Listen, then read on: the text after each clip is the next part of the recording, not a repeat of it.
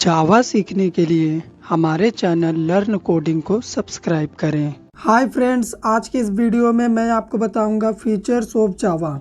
जावा के जितने भी फीचर्स होते हैं मैं सभी फीचर्स आपके साथ यहां पे डिस्कस करूंगा और आपका जो भी डाउट है वो क्लियर करूंगा।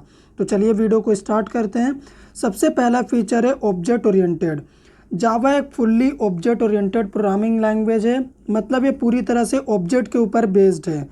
इस लाइन का मतलब ये हुआ कि आप जावा में बिना क्लास एंड ऑब्जेक्ट के प्रोग्राम नहीं बना सकते, जिस तरह आप सी और सी प्लस प्लस में करते हैं कि बिना क्लास के भी प्रोग्राम्स को बना सकते हैं। तो इसमें नहीं कर सकते क्योंकि ये पूरी तरह से ऑब्जेक्ट के ऊपर बेस्ड होता है और ऑब्जेक्ट के ऊपर बेस्ड होने के कारण इसमें सॉफ्टवेयर डेवलपमेंट और मेंटेनेंस के काम को बड़ी ही आसानी से किया जा सकता है। तो यहाँ से एक बात साफ हो गई कि जावा जो है प्रोसीड्यूरल ओरिएंटेड कॉन्सेप्ट को फॉलो नहीं करता है। हमारा सेकंड पॉइंट है प्लेटफॉर्म इंडिपेंडेंट।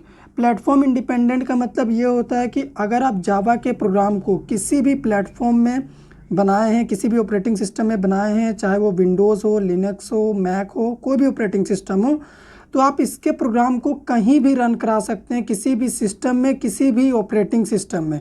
अगर आपने विंडोज़ में प्रोग्राम बनाया है तो आप लिनक्स में भी एग्जीक्यूट करा सकते हैं। तो ये होता है प्लेटफॉर्म इंडिपेंडेंट का मतलब। हमारा थर्ड होता है सिंपल लैंग्वेज। जावा एक बहुत ही सिंपल लैंग्वेज है, इसे सीखना बहुत ही आसान है। इसमें सी और सी प्लस प्लस के जैसे सिंटैक्स होता है, आपको उस सिंटैक्स को सीखना होगा और उस सिंटैक्स को सीखने के बाद आप इस लैंग्वेज को बड़ी ही आसानी से कर सकते हैं। जावा में क्या किया गया, इसे सिंपल बनाने के लिए पॉइंटर्स और ऑपरेटर ओवरलोडिंग जैसे टॉपिक्स को हटाया गया है ताकि इसे सिंपल बनाया जा सके। हमारा फोर्थ पॉइंट है जावा एक बहुत ही ज़्यादा सिक्योर्ड लैंग्वेज है। इसके दो पॉइंट से मैं आपसे डिस्कस कर रहा हूँ। सबसे पहला ये कि जावा के जो मेंबर्स होते हैं वो प्राइवेट होते हैं बाय डिफ़ॉल्ट, तो प्राइवेट होने के कारण इसकी सिक्योरिटी बढ़ गई। और सेकेंड रीज़न ये है कि जावा के प्रोग्राम्स वायरस फ्री होते हैं, यानी जो भी ऑथेंटिकेशन का प्रॉब्लम होता है वो यहीं पर डिटेक्ट हो जाता है। तो ये होता है सिक्योरिटी। हमारा फिफ्थ पॉइंट है पोर्टेबल। जावा एक पोर्टेबल लैंग्वेज भी है। इसका मतलब ये होता है कि जावा के जो सोर्स कोड है आप उसे कंपाइलर की मदद से कंपाइल करके बाइट कोड जनरेट कर लीजिए और उस बाइट कोड को आप किसी भी सिस्टम में जाके रन करा सकते हैं। एग्जांपल के लिए अगर आपने प्रोग्राम बनाया है तो आप उस प्रोग्राम को कंपाइल करने के बाद अपने पेन ड्राइव में कॉपी कर लीजिए और पेन ड्राइव में जो बाइट कोड है उससे आप किसी भी सिस्टम में जाके रन करा सकते हैं, किसी भी ऑपरेटिंग सिस्टम में रन करा सकते हैं। हमारा सिक्स्थ पॉइंट है कंपाइल्ड एंड इंटरप्रेटेड। जावा एक ऐसा लैंग्वेज है जो कंपाइलर और इंटरप्रेटर दोनों यूज़ करता है, यानी इसके प्रोग्राम को दो स्टेज से गुजरना पड़ता है। तो सबसे पहले कंपाइलर की बात कर लेते हैं। तो यहाँ पे अगर कंसीडर करिए डॉट जावा हमारे पास फाइल है, इसे हम सोर्स कोड कहते हैं। तो जब हम इस सोर्स कोड को कंपाइलर की हेल्प से कंपाइल करेंगे, यानी जावा सी जावा कंपाइलर, तो ये क्या करेगा, हमें डॉट क्लास फाइल जनरेट करके देगा जिसे हम बाइट कोड कहते हैं। तो ये हुआ हमारा फर्स्ट स्टेज। सेकंड स्टेज होता है इंटरप्रेटर का।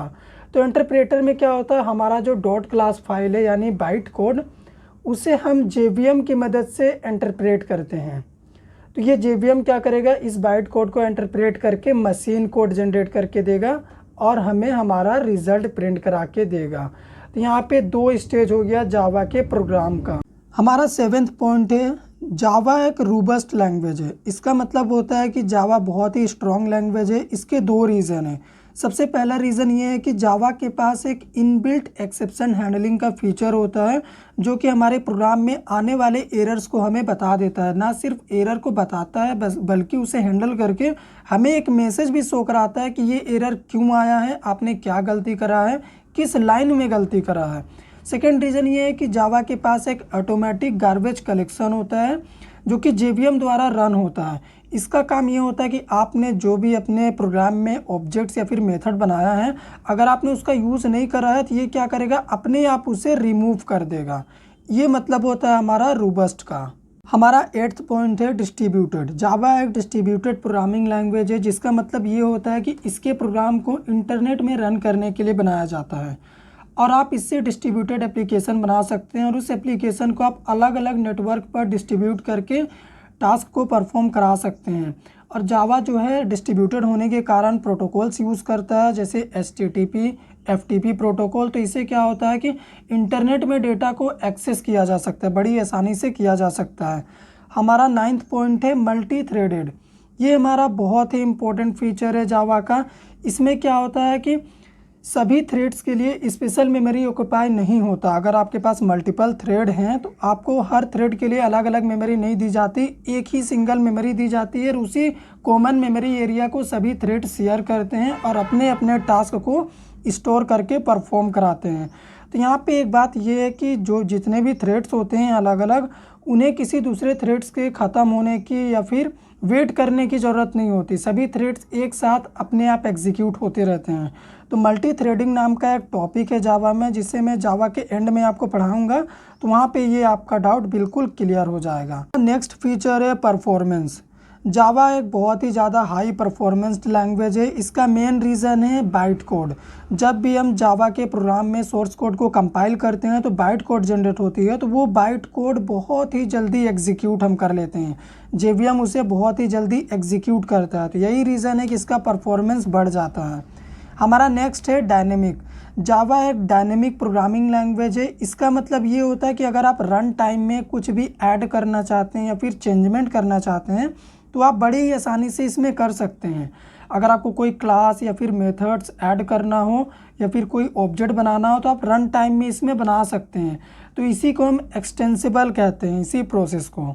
लास्ट में एक क्वेश्चन आता है कि वाई जावा सो पॉपुलर। जावा इतना पॉपुलर क्यों हुआ? जावा इतना पॉपुलर इसलिए हुआ क्योंकि अभी जो मैंने आपसे फीचर डिस्कस करे, यही मेन रीज़न है जावा की पॉपुलैरिटी के। और एक और इसका कारण यह है कि जावा जो लर्निंग पर्पस के लिए फ्री प्रोवाइड है। आप इसे फ्री में आसानी से सीख सकते हैं, आपको इसके लिए कोई भी कॉस्ट देने की ज़रूरत नहीं है। तो ये था आज का हमारा वीडियो जिसमें मैंने आपको बताया फीचर्स ऑफ जावा।